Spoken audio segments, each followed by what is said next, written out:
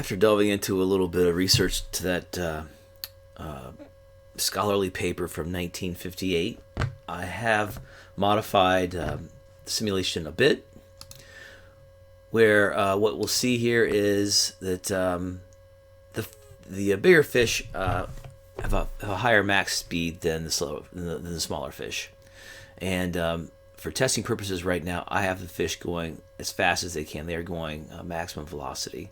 Eventually, I'm going to have some logic where maybe they'll think about slowing down if they're near food, for instance. They could eat more if they are going by the food much slower than just one little bite as they slide past. I wanted to have this simulation the ability to speed up time, so I've introduced a timescale slider down here on the right, and right now we're going the slowest speed allowed. I can speed it up essentially. Well, it kind of works backwards than you might think. I wanted to design it so that at the highest speed possible, things still work. Collisions with the fish and the plants still work properly, and they are able to eat plants. So I needed to not be too glitchy. So actually, full speed is actually a timescale of 1. Timescales here are higher numbers, up to a timescale of 4. And what that does is that slows things down by 4. Something else you'll notice is some weird things are happening here. Notice this fish here is dead. The green fish is dead, and he's about to turn from being just a green fish to being a rotted piece of flesh that can be eaten. I think he's going to. He seems stuck. It shouldn't take very long for him to switch over. You'll notice there's some pieces right there. There's a dead fish right there. I'm not sure why that one didn't work, why that didn't go. The idea, though, is the fish is going to not only turn colors, but will break apart into separate pieces, and then other fish, as they swim by, can eat them. So that's still kind of in process.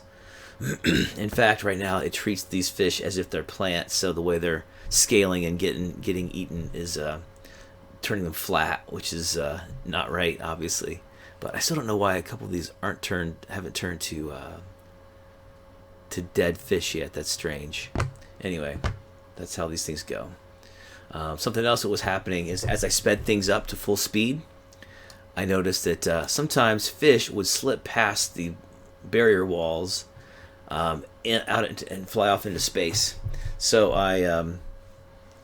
in fact, that seemed to have happened to this dead fish right here. At least he got stuck.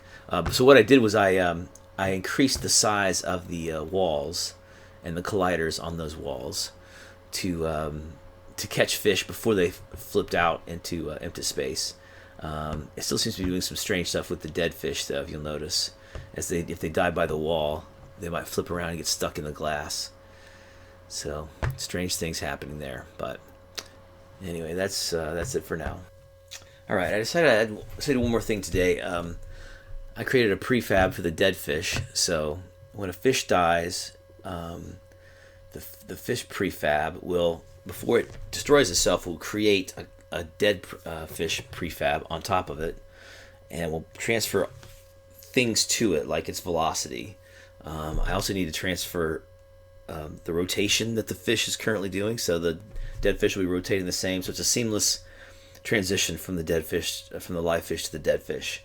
You'll also notice that I've simplified the fish in dead fish mode, so we'll have just simply a body segment, which is the middle there, the tail segment, giving one fin to each of those, and we'll have mouth segments, which are going to be half a mouth and an eye.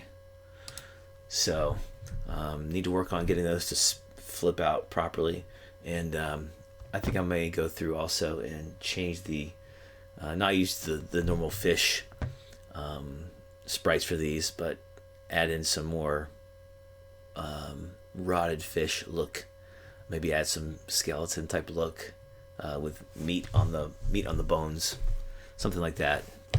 Nothing too graphic. I don't want kids to be terrified by this program. Today's December 19th, 2021, and I thought it might be good to include the date on these to have some idea of when things happen, how fast or slow my development process happens. So it's a Saturday. I got a fair bit done today.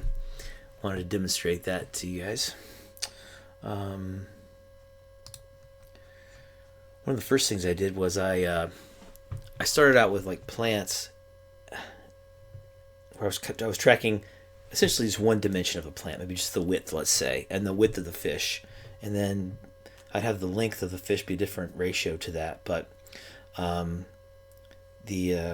the eating mechanic, I realized it made more sense to not track for a fish not to take a bite of a plant by a width or a length, but by actually some kind of constant area based on the size of the mouth of the fish. So I had to go through and I had to rework everything so that the sizes of these objects were not really the width, say, but was more the area of it.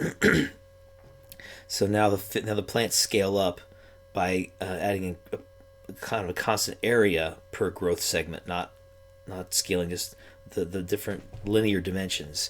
And so the same thing with when a fish bites a plant, it takes out an area from the plant rather than scaling just like a length or the width, or so. And the energy and the amount of energy the fish gets from it is then related to the area that it eats. So that I think makes a lot more sense. Hopefully, the way I described it makes some kind of sense. I also set tags on different game objects. So fish are tagged as fish.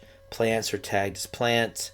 When a fish dies, it rots into, or it dies and breaks apart into different pieces of dead fish, which essentially fish meat can be eaten by other fish. So those have a tag called meat.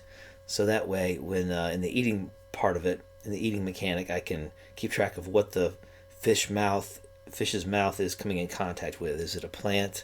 Is it a piece of meat? Is it another fish? Eventually I hope to have it where a bigger fish can eat a smaller fish. But anyway, so the dead fish, as the fish die, they break apart in a much better way. Let me start this video here to demonstrate that. They'll break apart into 4 separate pieces, and the pieces kind of scatter, and other fish then can come through and eat those.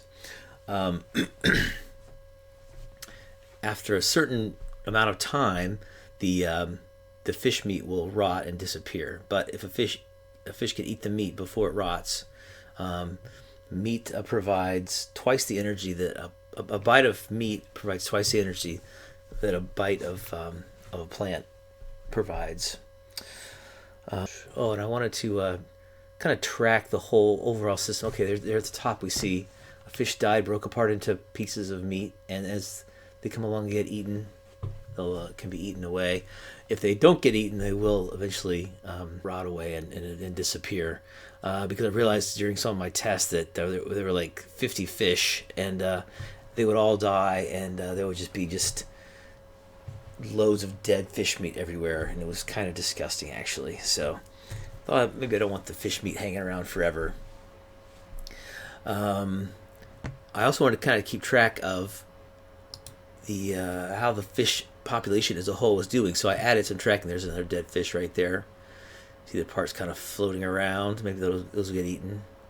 And notice the parts kind of spread out as the fish come through.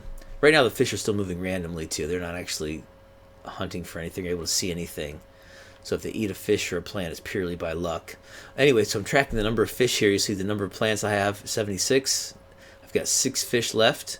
The total energy of all the fish is about 101, with the average fish energy being about 15, 16 right now. It's dropping 15 as they notice as they eat a plant, as they take a bite of a plant, the plant will start to grow back. So unless a plant gets eaten completely, it'll kind of grow back, so it'll be a kind of a constant source of energy.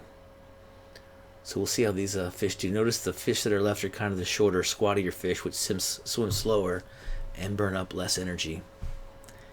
The average fish energy here is 15, so I'm going to speed the time scale up and see how they do here. Notice their speed. They start to speed up. Oh, I lost one there. And our fish energy is, let's see, what do we got? 14. So dropping more slowly here. Oh, that guy died though. So when a fish of low energy dies, then the average fish energy jumps up quite a bit. All right, so we were all the fish that were living were doing. All the skinny fish had pretty low energy. This little wide slow fish here, making these crazy circles, eating a bunch of plants. His energy's dropping, but pretty slowly. So he might live for a while here. So that's all I have for today. Talk to you guys next time.